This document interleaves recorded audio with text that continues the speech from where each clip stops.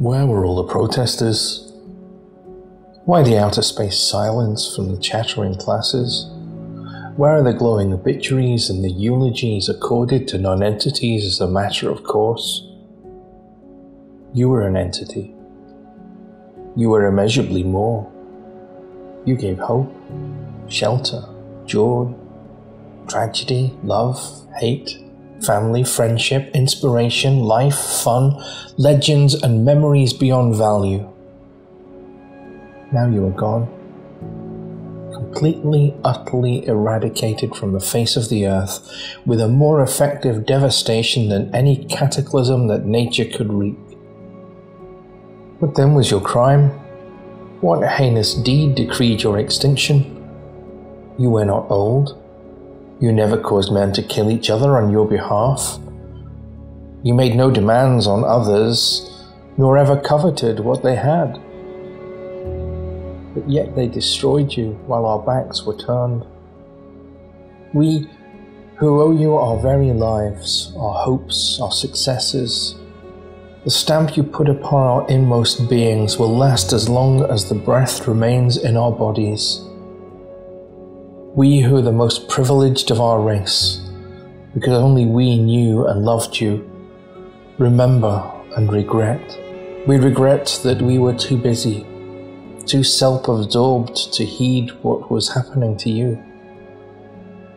We had abandoned you, because in our callous disregard of true values, the only ones which last, we put you somewhere in the limbo of half-remembered times. Your needs were simple. You were not even supplied with electricity. Most of your houses had no running water or flush toilets. No ratepayers' money was spent to prettify you. Despite your lack of envy and avarice, you contributed to your native land. You gave them soldiers who were called to fight our foes from Napoleon to Hitler, Mussolini to Hirohito. You also gave them your sons and daughters to serve their country on the seas and in the air, in the hope of peace at last. You gave them sportsmen, teachers, academics and politicians in peacetime, but most of all, you bred miners and iron workers to answer their country's needs in times of crisis. You were a linchpin in the Industrial Revolution. Besides your coal, you made the rails that the early trains ran on. Your dam, built by French prisoners of war 200 years ago, provided the hydraulic power for the world's biggest water wheel, to drive the Catron cotton mills, to make your country rich in trade when the British Empire straddled the globe.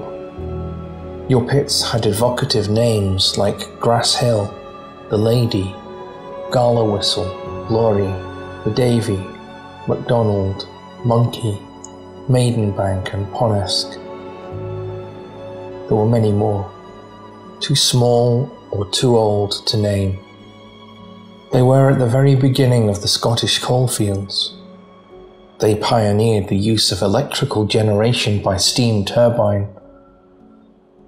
Jimmy Bowsy DL was proud to stoke the Grass Hill pit boiler single-handed for 12.5 pence a day to power the vital pumps, to give steam to the winding engines, lowering your men to the black depths, and to raise the coal.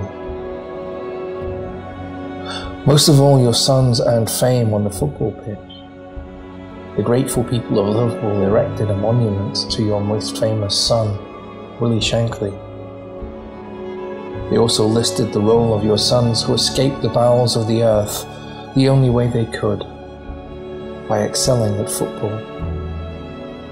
The tragic irony is that the monument is hidden away on a dead-end road. You cannot show it with pride, for you are no longer there. You have no need of stone monuments. You have something intangible, but beyond value. You have the eternal gratitude of those of us whom you nurtured. We remember the hours of pleasure you gave us, the 15-a-side football matches that were played with a passion no cup tie since has ever exceeded. We played in the long summer nights. In the long winter nights where there were no lights to spoil our fun, we played other games. We watched the stars and the aurora borealis in your Stygian crystal clear skies. We watched with wonder and growing horror the red glow of the north, the night the Germans razed Clyde Bank. You had everything we needed. The school, which took us up to the quali exam. We sat in rooms where the teachers taught 3 classes at a time.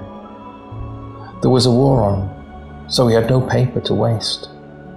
We learned to write on slates with slate pencil.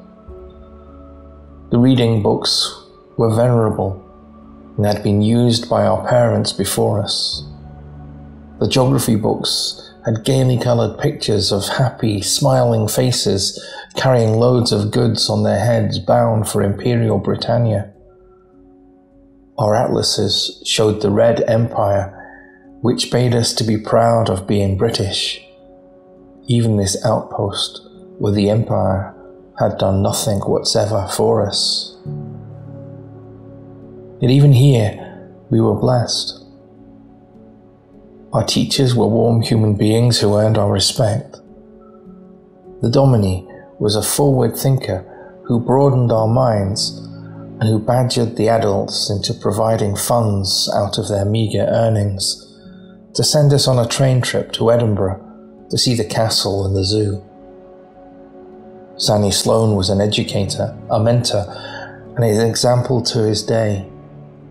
The village hall, where we listened to politicians and were delighted by visiting concert parties. We put on our own pantomimes after weeks of sweat and fears during chaotic rehearsals. The lighting was by paraffin lamps, and there were no amplifiers.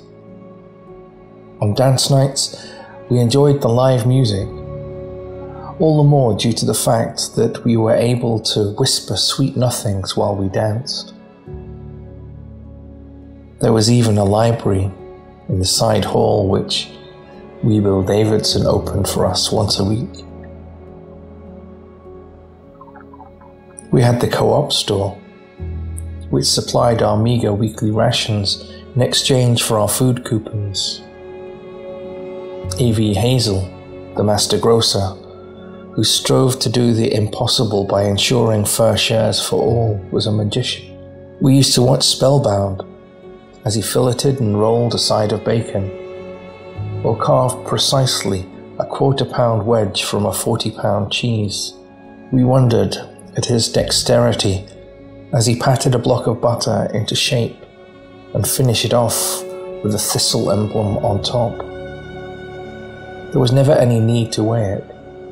His butter pats never varied by a fraction of an ounce. We had a pub, which regrettably I never entered. I remember the engraved window that promised the clientele the dew of the Herschel.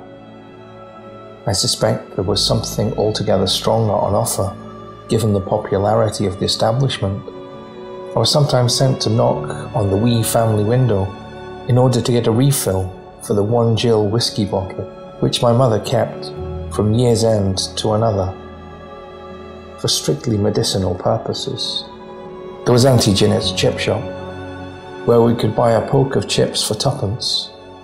Once or twice a year we would have the great excitement of taking turns at cranking the ice cream machine, which seemed to take forever to yield its icy sweet nectar.